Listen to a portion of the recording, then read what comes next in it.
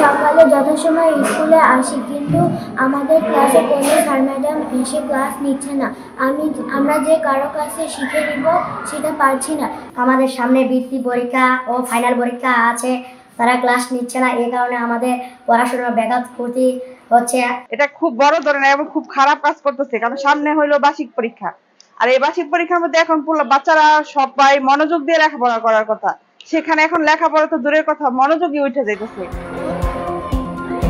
দশম গ্রেড সহ 3 দফা দাবি আদায় ও শাহবাগে পুলিশি হামলার প্রতিবাদে দেশের সব সরকারি প্রাথমিক বিদ্যালয়ে পূর্ণ দিবস কর্মবিরতি পালন করছেন সহকারী শিক্ষকরা। ফলে দেশের বেশিরভাগ প্রাথমিক বিদ্যালয়ে এখন পাঠদান কার্যক্রম বন্ধ।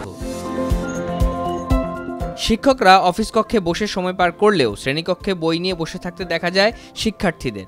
শিক্ষকদের ক্লাসে ফেরার অপেক্ষায় তারা। আমাদের এখন ক্লাস বন্ধ চলছে, কিন্তু আমাদের উচিত যে ম্যামদের উচিত এই ক্লাসটা দ্রুত শুরু করা, কারণ আমাদের সামনেই ফাইনাল পরীক্ষা। যদি ক্লাসটা শুরু না করে তাহলে আমাদের পড়াশোনা অনেক ক্ষতি হতে পারে এবং আমরা ফাইনাল পরীক্ষার রেজাল্টে ভালো করতে পারবো না। ডিসেম্বরের 1 তারিখ আমাদের পরীক্ষা, তাই আমাদের জন্য ক্লাস নেওয়া খুব জরুরি। যদি আমরা ক্লাস না করি তাহলে আমরা ফাইনাল পরীক্ষায় ভালো করব না।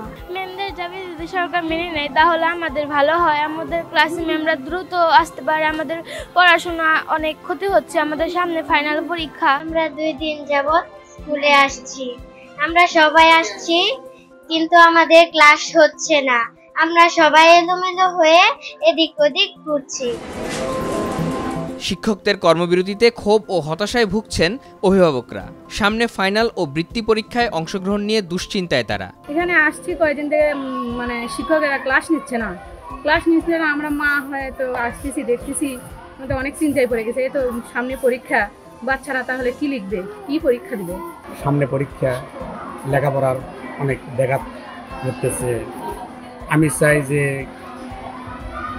আন্দোলন যেটাই হোক, মানে নিক বা না নিক সরকার, সেটা সরকারের দায়িত্ব, কিন্তু আমাদের ছেলে মেয়েদের শিক্ষাগতার মানটা বজায় রাখে তাদেরকে সব কিছু করতে হবে। মেয়ে ক্লাস 3-তে পড়ে, আজকে 2 দিন যাবত আসতেছি, শিক্ষকরা আছে কিন্তু ক্লাস হচ্ছে না। সামনে বার্ষিক পরীক্ষা, এই পরীক্ষার সামনে আন্দোলনের জন্য ক্লাস হচ্ছে না। আমাদের বাচ্চাদের পড়ালেখার অনেক ক্ষতি হচ্ছে। আমরা চাই যেন অতি দ্রুত এটা সমাধান করে বাচ্চাদের পড়ালেখার পরিবেশ ফিরিয়ে দেওয়ার জন্য। সামনে পরীক্ষা, যদি নিয়মিত ক্লাস না হয় সামনে আমার মেয়ের পরীক্ষাটা ভালো হবে না, তার রেজাল্ট খুব খারাপ হবে।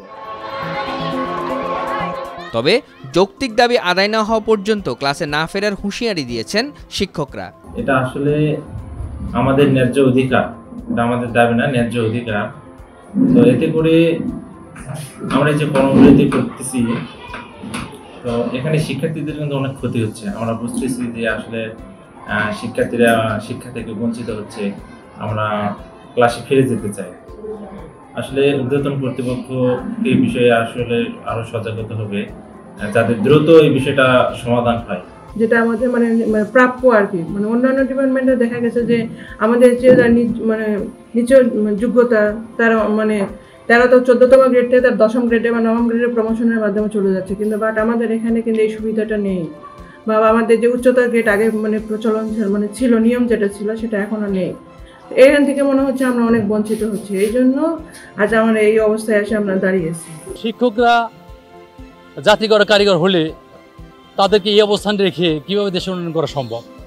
আমরা চাচ্ছি যে শিক্ষকদের অন্তত 10ম গ্রেড দেওয়া হোক, কারণ 10ম গ্রেড পেলে আমরা অন্তত 2য় শ্রেণীর একজন নাগরিক হব, 2য় শ্রেণীর একজন কর্মকর্তা হব। টিচারদের মানসিক অবস্থা যদি ভালো না থাকে, তার প্রতিফলন কিন্তু আমাদের শিক্ষাক্ষেত্রে পাঠদান আমাদের প্রতিনিয়ত আমরা লক্ষ্য করতে পারি।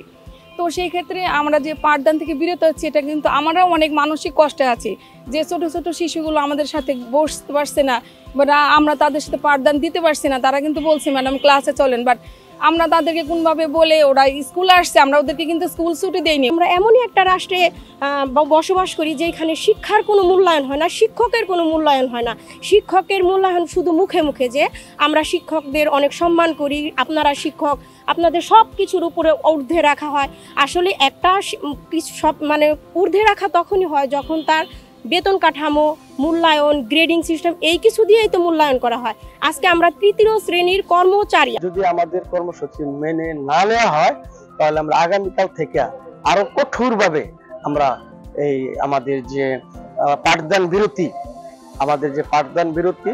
আমাদের যে এটা অব্যাহত থাকবে যতদিন না পর্যন্ত আমাদের এই আমাদের যে দাবি, এটা আমাদের মৌলিক দাবি, এটা আমাদের ন্যায্য অধিকার, এটা আমরা পাওয়ার অধিকার রাখি।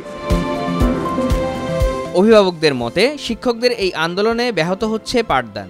আন্দোলন পরবর্তী শিক্ষার পরিবেশ নিয়েও শঙ্কিত তারা।